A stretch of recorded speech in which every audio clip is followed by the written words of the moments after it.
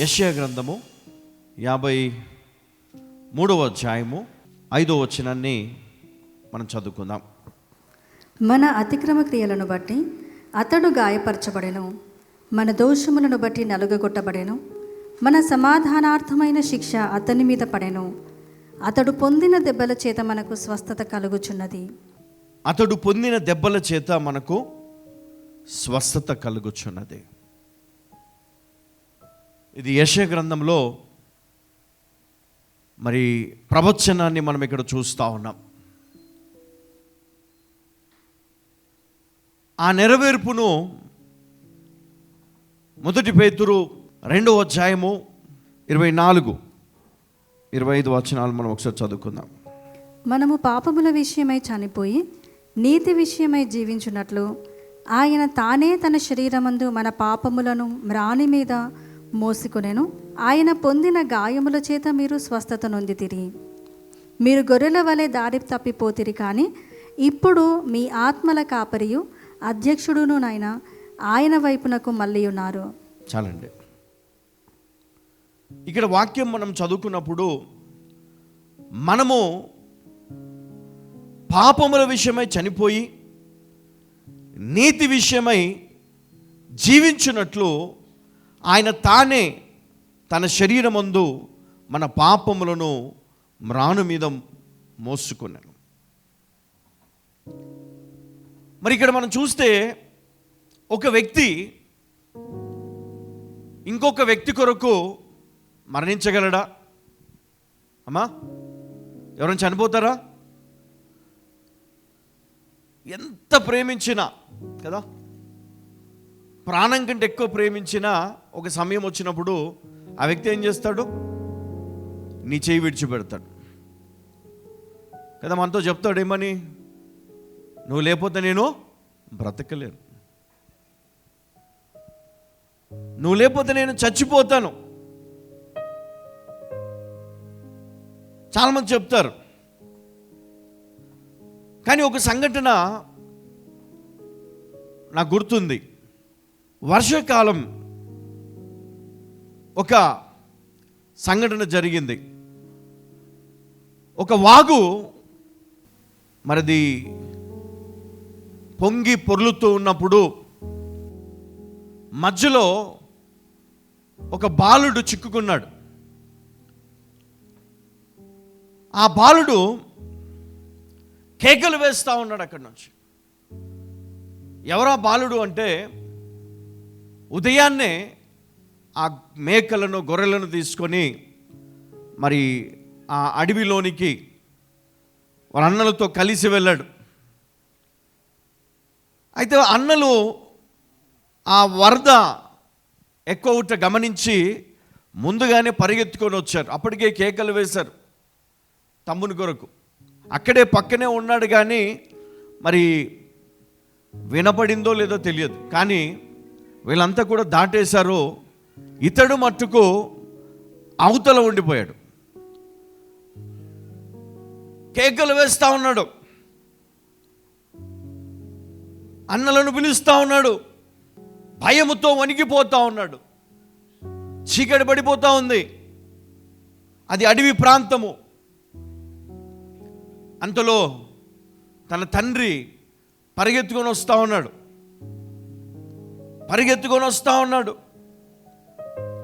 ఎక్కడా నా కుమారుడు, ఎక్కడా?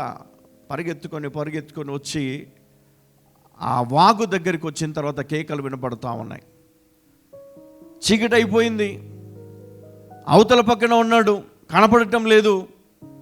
స్వరం మట్టుకు వినపడుతూ ఉంది. ఆ స్వరం విని ఆయన చీకటిలో, అప్పటికే అక్కడ ఉన్నటువంటి తన పిల్లలు, పెద్ద పిల్లలు అన్నారు, నాన్న వద్దు, నువ్వు వెళ్తే మళ్ళీ రావడం కష్టం, ఈ నీటిలో ఎట్లా వెళ్తావు అంటే, ఆయన అన్నాడంట, నా కుమారుడు ఒకవేళ ఈ రాత్రంతా అక్కడే ఉంటే ఏవైనా మరి అడవి జంతువులు చంపేస్తాయి, బ్రతకడు నా కుమారుడు, ఈ అడవి మంచిది కాదు అన్నాడంట. సరే, చేసేది ఏం లేదు. మనక్కడ ఓడ లాంటిది ఏమీ లేదు, ఎందుకంటే ఆ వాగులో ఓడ వెళ్ళినా కూడా అది కొట్టుకొని వెళ్ళిపోతుంది. మరి ఎలా వెళ్ళాలి? సాహసం ఒకటే దారి కనబడింది, కుమారుడు బ్రతకాలి. అందులో దునికాడు. ఎలాగో అలాగా మరి కొంత దూరం కొట్టుకొని పోయినా కూడా ఒడ్డు చేరుకొని పరిగెత్తుకొని కుమారుని దగ్గరికి వెళ్ళాడు. కుమారుణ్ణి తీసుకొని మన దగ్గరలో ఒక మంచి ప్రాంతంలో మరి రాత్రంతా ఉండి ఉదయాన్నే ఆ వాగు నీరు తగ్గిన తర్వాత ఆ వాగును దాటి వచ్చాడు. అక్కడ వాళ్ళందరూ అనుకున్నాడంట, నీళ్ళలో దిగినటువంటి తండ్రి ఎప్పుడో చనిపోయాడు, వాడి కోసము మరి తండ్రి చనిపోయాడు అని చెప్పి ఊరంతా కూడా మరి ఒకటై మరి ఆ పిల్లోడిని తిడుతూ ఉన్నారంట.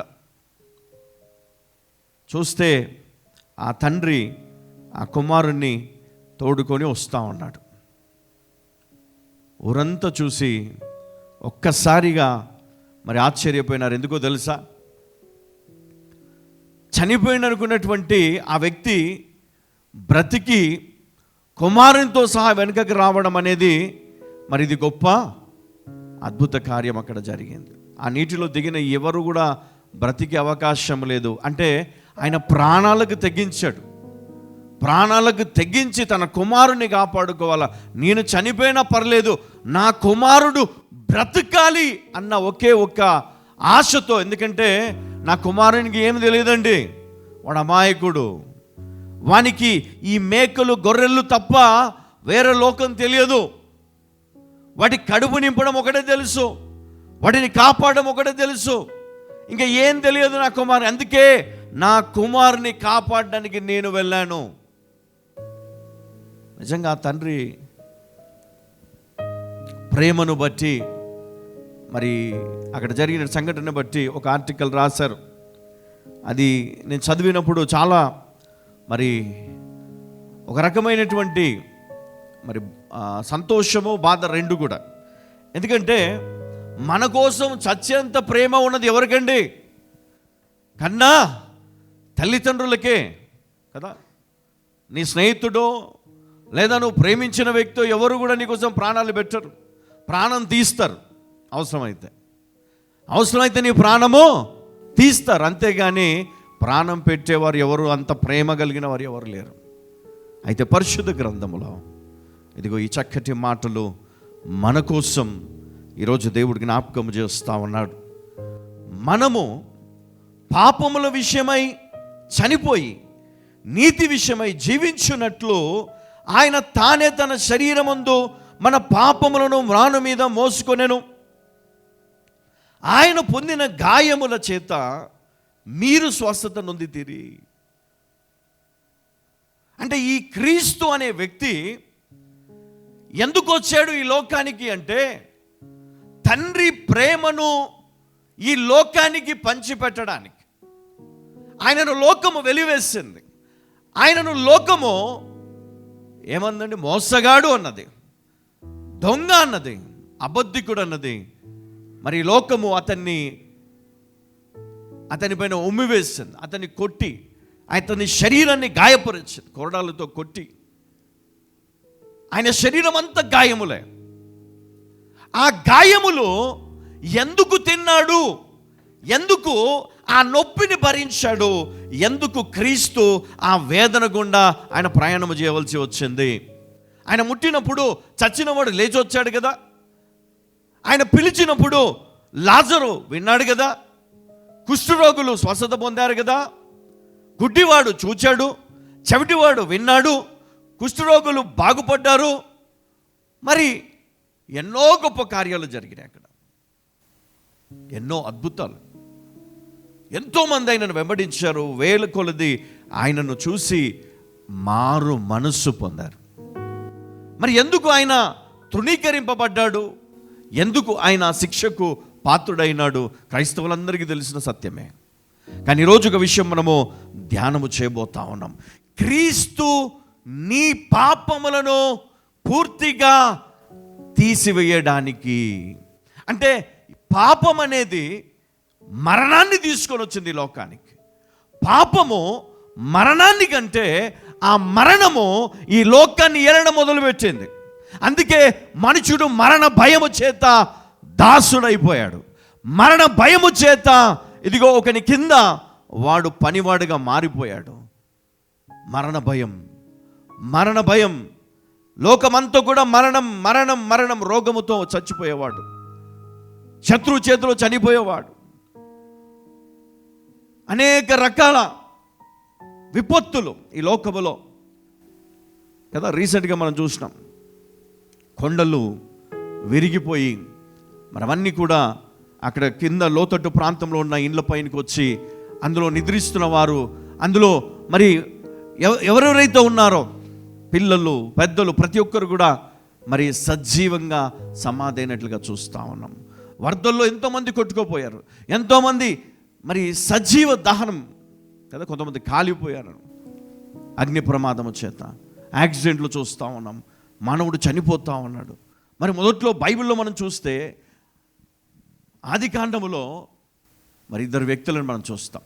వారికి మరణం లేదు, కానీ పాపము వారిని ఎప్పుడైతే మరి జీవితంలోకి వచ్చిందో ఆ పాపము వాళ్ళని ఏళ్ళ మొదలు పెట్టింది. ఆ పాపం మరణాన్ని కనింది. అందుకే దేవుని పిల్లలు మరణించడం మనం చూస్తూ ఉన్నాం. కానీ ఆయన వచ్చింది ఎందుకంటే నిత్య జీవమునివ్వడానికి. ఎందుకు వచ్చాడండి? నిత్య జీవమునివ్వడానికి. హల్లెలూయా.